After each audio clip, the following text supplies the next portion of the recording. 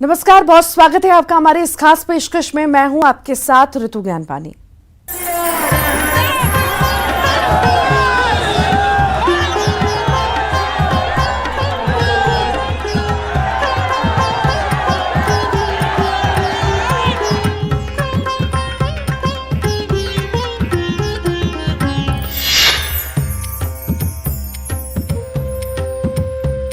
त्रेता युग में भगवान राम ने एक शिला का उद्धार किया था। अब कलयुग में एक और शिला का उद्धार होने जा रहा है और इस शिला से रामलला की भव्य मूर्ति बनाई जाएगी। इसके लिए नेपाल के जनकपुर से भव्य यात्रा निकली है। 2 विशाल शालिग्राम शिलाएं अयोध्या लाई जा रही हैं। जिस रास्ते से ये यात्रा गुजर रही है, लोग अपने आराध्य के शिला रूप के दर्शन के लिए उमड़ रहे हैं, पूजा अर्चना कर रहे हैं, आरती कर रहे हैं।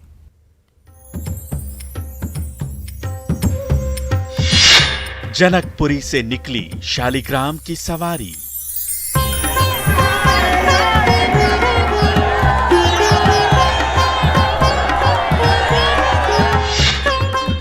अवधपुरी में हो रही है भव्य तैयारी।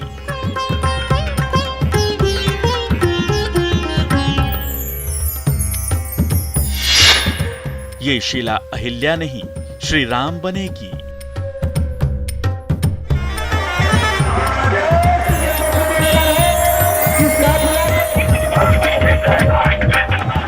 ये भगवान राम की यात्रा है, ये रामलला की यात्रा है जो जनकपुरी से अवधपुरी के लिए निकली है। और ये शिला कोई आम शिला नहीं बल्कि दिव्य शिला है। त्रेता युग में भगवान राम ने एक शिला का उद्धार कर माता अहिल्या को शाप मुक्त किया था। अब कलयुग में इस दिव्य शिला का उद्धार होगा और इससे मर्यादा पुरुषोत्तम भगवान राम की भव्य मूर्ति बनेगी।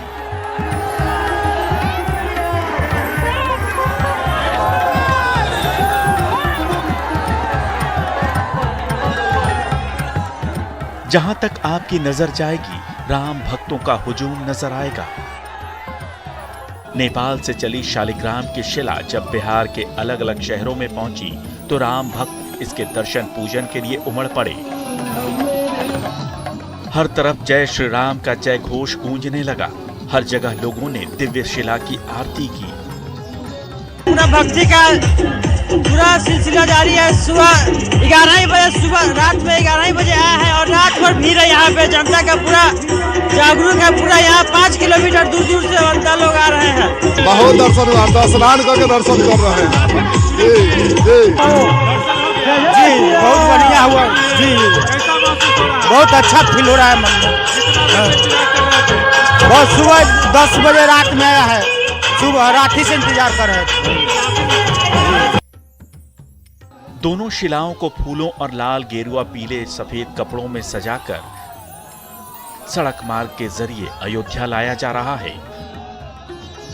26 जनवरी को जनकपुर में 5 कोसी परिक्रमा के बाद ये शिलाएं रवाना हुई और 2 फरवरी को अयोध्या पहुंचेंगी।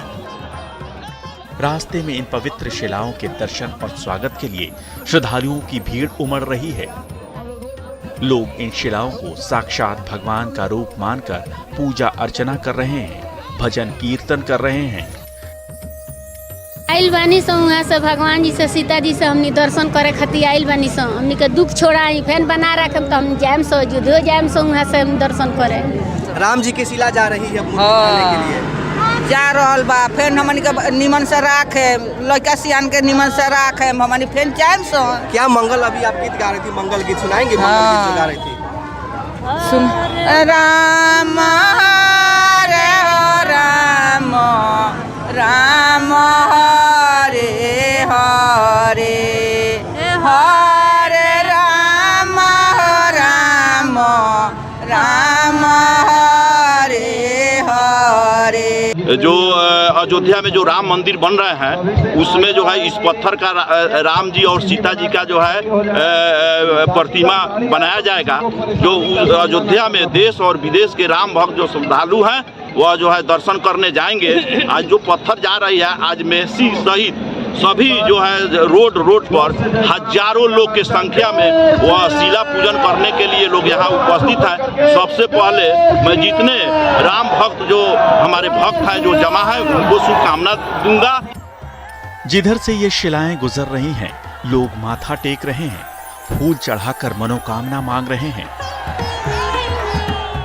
नेपाल सरकार की अनुमति के बाद नेपाल की शालिग्रामी नदी से इन शिलाओं को निकालने से पहले धार्मिक अनुष्ठान किए गए, नदी से क्षमा याचना की गई, विशेष पूजा की गई। उसके बाद इन शिलाओं को अयोध्या के लिए रवाना किया गया। त्रेता युग जिस तरह रिश्ता हम लोग उस समय एक प्रागड्य जोड़ने में हम लोग सफल हुए थे, वही चिराई कामना के लिए फिर इस बार भी हम लोग विधि विधान के साथ रामलला का प्रतिमा निर्माण हेतु ये शिला सौगात स्वरूप इसमें हम लोग बहनोई राम दुल्हा राम, आप जानते हैं जनकपुर वासी धन्य हैं इस रिश्ता से। और आज वही शिला फिर हम लोग फिर रामलला का प्रतिमा बनने जाएंगे। वो नेपाल के पोखरा से निकली शालिग्राम शिला यात्रा भारत नेपाल सीमा पर जटही बॉर्डर से होते हुए बिहार के मधुबनी पहुंची। इसके बाद दरभंगा होते हुए मुजफ्फरपुर पहुंची।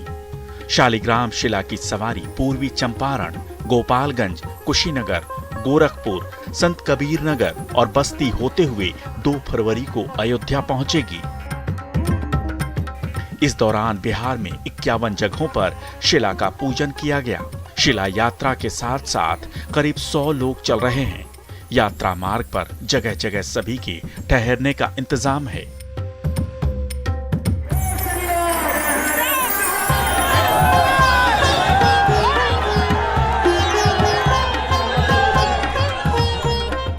अयोध्या में रामलला के भव्य और दिव्य मंदिर का निर्माण काम तेजी से चल रहा है। श्री राम जन्मभूमि में राम मंदिर का 70% काम लगभग पूरा हो चुका है। गर्भगृह के पिलर 24 फीट तक बनकर तैयार हो चुके हैं। परकोटे का मंदिर तेजी से बनाया जा रहा है। राम मंदिर का निर्माण काम 3 फेज में होना है। पहले फेज का काम दिसंबर 2023 में पूरा हो जाएगा। इसमें गर्भगृह भी शामिल है। जनवरी 2024 में मकर संक्रांति के दिन इसी गर्भगृह में सोने के सिंहासन पर रामलला विराजमान होंगे।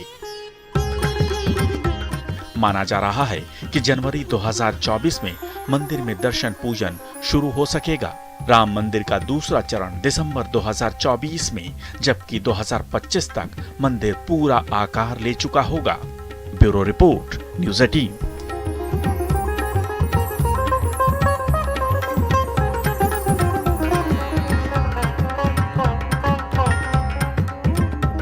राम मंदिर के गर्भगृह में रामलला के बाल्य रूप के विग्रह के निर्माण का काम शुरू होने वाला है। इसके लिए नेपाल की काली गंडकी नदी से 7 फुट लंबे 5 फुट चौड़े 2 शालिग्राम पत्थर तलाश कर अयोध्या लाए जा रहे हैं। सवाल है कि आखिर इतनी दूरी तय कर नेपाल की गंडकी नदी की शिला से ही रामलला की मूर्ति क्यों बनाई जाएगी? क्या इसके पीछे कोई ऐतिहासिक, पौराणिक, धार्मिक और वैज्ञानिक महत्व है? आखिर क्यों खास है शालिग्राम शिला? देखिए इस खास रिपोर्ट में।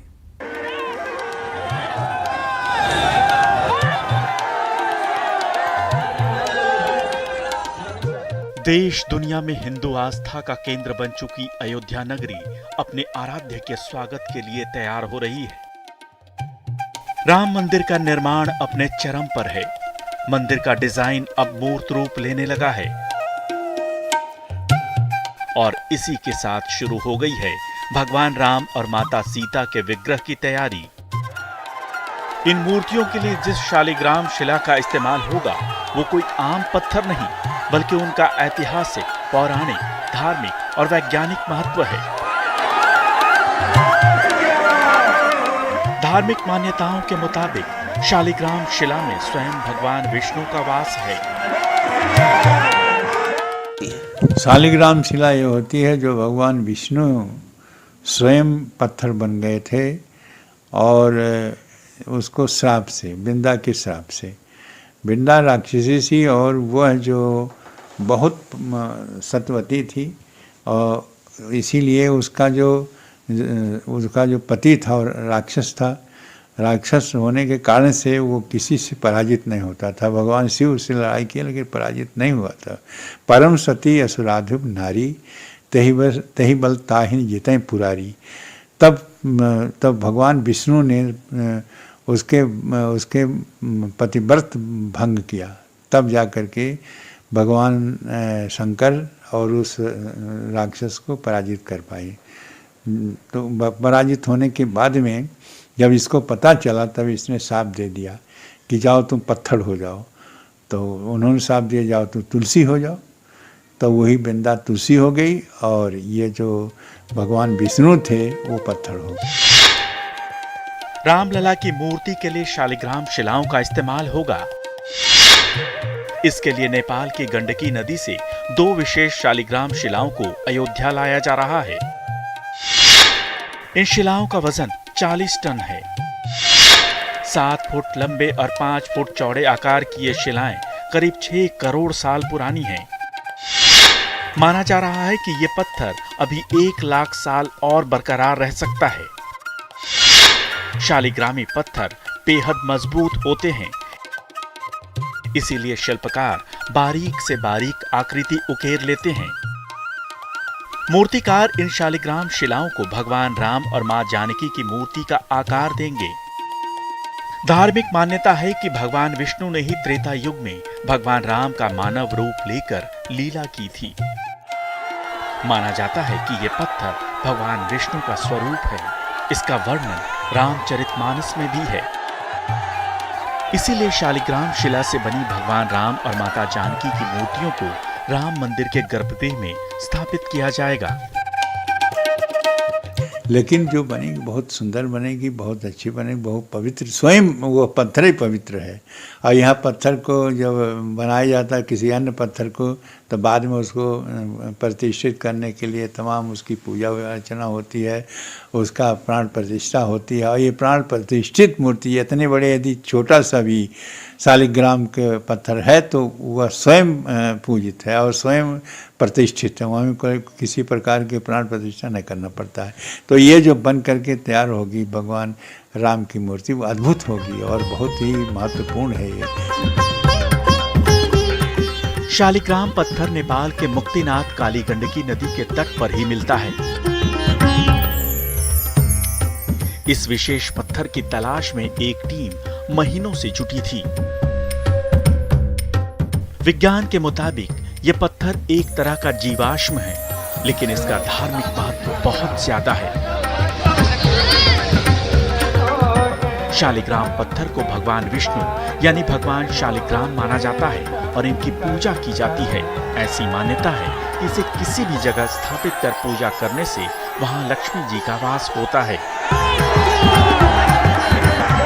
इन्हीं मान्यताओं को ध्यान में रखते हुए अयोध्या में शालिग्राम शिलाओं से भगवान राम की मूर्ति तैयार करने का निर्णय लिया गया है। कि कोई भी शुभ काम यदि होता है तो उसको लोगों की मान्यता है, और विशेषकर ये व्यवहार दृष्टि से होता है। शुभ काम कैसे हो, कहाँ से शुरू हो, तो वहाँ से यदि माता जी के मायके से ये आ रहा तो बहुत अच्छी बात है। वो शुभ, एक तो शुभ, सारे काम शुभ ही होना है, और पत्थर भी आएगा, उसकी मूर्ति बनेगी, उसके मूर्ति प्राण प्रतिष्ठा होगी, व्यवस्थित होगा, सब कुछ होगा और वह अद्भुत रूप होगा। इसलिए इस अद्भुत रूप के लिए जो नेपाल के सहयोग हो रहा है बहुत ही महत्वपूर्ण है।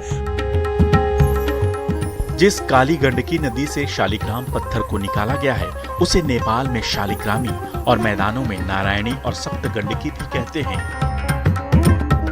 हिंदू ग्रंथों में उल्लेखित सदानीरा और नारायणी नदी भी यही है।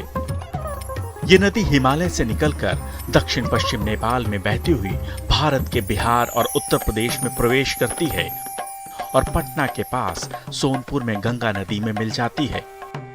इसी पवित्र नदी के गर्भ में जीवित शालिग्राम पाए जाते हैं, जिसे शास्त्रों में साक्षात विष्णु का स्वरूप माना गया है।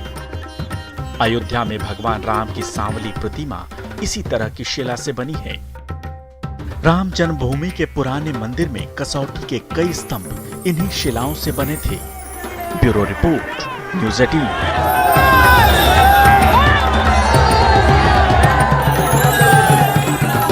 1528 में अयोध्या पर बाबर की सेना ने आक्रमण कर राम मंदिर को तहस नहस कर डाला था, लेकिन मान्यता है कि मुगल सेना को मंदिर में स्थापित राम दरबार की मूर्तियां नहीं मिली थीं। मंदिर पर आक्रमण से पहले ही मूर्तियों को सरयू नदी में प्रवाहित कर दिया गया था। सवाल है कि इसके बाद क्या हुआ था उन पौराणिक मूर्तियों का? क्या वो मूर्तियां सरयू नदी से फिर मिल सकी थी? देखिए राम मंदिर विध्वंस से पहले के राम मंदिर की उन मूर्तियों की कहानी।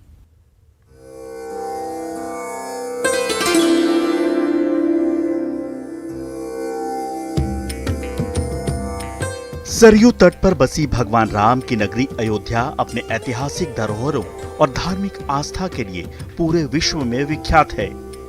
इस पौराणिक नगरी के कण कण में भगवान राम का वास है। इसी अयोध्या में एक काले राम का पौराणिक मंदिर भी है। जनश्रुतियों में ये कथा प्रचलित है कि जब बाबर की मुगल सेना ने अयोध्या पर आक्रमण किया तो राम मंदिर के पुजारी ने राम पंचायतन यानी राम दरबार की मूर्तियों को सरयू नदी में प्रवाहित कर दिया। काले राम मंदिर अयोध्या का एक प्राचीन ऐतिहासिक महत्व का स्थान है और यहाँ का जो विग्रह है उसकी स्थापना आज से लगभग 2000 वर्ष पूर्व उज्जैन के महाराज श्री विक्रमादित्य ने श्री राम जन्मभूमि पर की थी। बाबर बादशाह का आक्रमण हुआ उस समय तत्कालीन सिद्ध संत श्री श्यामानंद सरस्वती जी ने उन मूर्तियों को मुगलों के आक्रांताओं के जो है कारण उसको सरयू में प्रवाहित कर दिया और वो विग्रह 220 वर्ष नदी में रहा। राम की पैड़ी पर स्थित काले राम मंदिर को करीब 2000 साल पहले राजा विक्रमादित्य ने पुनर्स्थापना कर राम मंदिर का निर्माण कराया था। 1528 में अयोध्या पर बाबर की सेना का आक्रमण हुआ। राम मंदिर के तत्कालीन संत श्यामानंद सरस्वती ने मुगलों की सेना से बचाने के लिए राम दरबार की मूर्तियां सरयू नदी में प्रवाहित कर दी। सरयू में ये मूर्तियां करीब 220 साल तक रहीं। इसके बाद 1748 में महाराष्ट्र के एक ब्राह्मण को भगवान राम ने सपने में आकर मंदिर निर्माण का आदेश दिया। सन 1748 के आसपास महाराष्ट्र के एक ब्राह्मण हुए। वो नदी किनारे रहकर तपस्या करते थे। तपस्या करते समय उनको भगवान का दर्शन और आदेश हुआ, नागेशम सन्निधौ तत्र इमाम मूर्ति जी योजय तत्रैव मम सानिध्यम सदा भूततेजा। ये नागेश्वरनाथ मंदिर जो कि प्रसिद्ध शिव जी का मंदिर है, उसके पास में मेरी स्थापना करो, वहाँ मेरा सानिध्य रहेगा। ऐसा उन्हें आदेश हुआ और दूसरे दिन स्नान करने के लिए वो श्री सरयू जी में गए। वहाँ पर सरयू जी में उनको राम पंचायतन अर्थात राम, लक्ष्मण, सीता, भरत, शत्रुघ्न ये पांचों विग्रह समग्र रूप में एक साथ प्राप्त हुए और उसको ला करके उन्होंने यहाँ पर स्थापित किया। मूर्तियाँ प्राप्त होते समय सबसे पहले उनके मुख से यही शब्द निकला कि काले राम जी मिल गए, इसलिए उनका नामकरण काले राम जी हो गया।